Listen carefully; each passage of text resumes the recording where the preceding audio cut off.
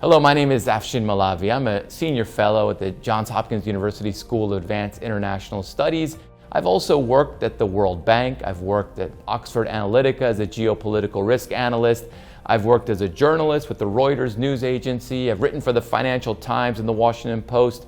But at heart, what I really am is an explorer. I explore global trends that are shaping our world. And from all of these travels, what I try to do is connect the dots. I try to find the signal amid the noise, and I try to see how it impacts economies, societies, politics, and your business.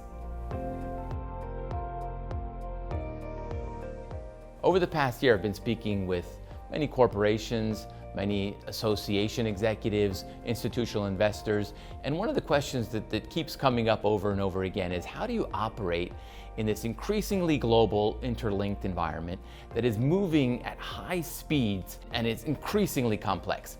One of the things I often say is that there's going to be a lot of noise, but it's important to find the signal amid the noise, and the signal is in the enduring trends, the long-term trends. You're going to be looking at things like demographics, urbanization, connectivity, growing middle classes. 85% of the world is still going to be living outside of the Western world. 96% of the global market is going to be outside the United States. So you do need to have a global strategy. When you think about the geopolitical environment in our world today, there's a lot of issues, there's a lot of headlines, but at the end of the day, the most important issue is the US-China relationship. After all, these are the two world's largest economies, the two world's largest trading nations, the two world's largest stock markets, the two world's largest militaries and most powerful militaries. As goes this relationship, so goes the world. And the United States and China are engaged simultaneously in heavy, intense competition, but also codependence. Let's not forget, this is a $650 billion trade relationship. There are US companies that are still making money doing business in China. So this is a odd relationship because there's severe competition and there's also codependence. But China has also been a great demand engine for the global economy. You name the commodity, they're demanding it. Copper, cobalt, lithium, oil, gas. And so as China's economy matures, as China's economy slows, as China faces very significant debt problems, it's going to affect the entire global economy, and it'll affect the United States as well. When you look at our trade environment today, we're certainly dealing with higher tariffs than we're accustomed to.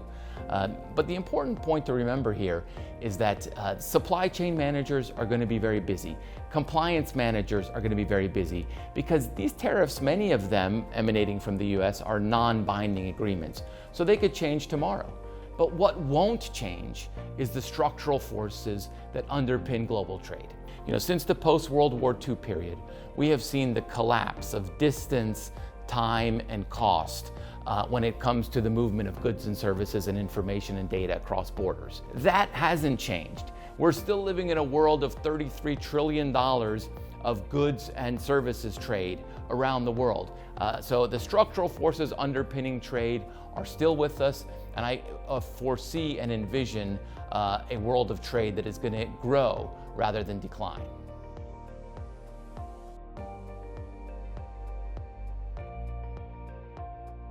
When you think about how you stay competitive in this fast-changing world of ours, I'm often reminded of a quote from the 1970s blockbuster film Jaws.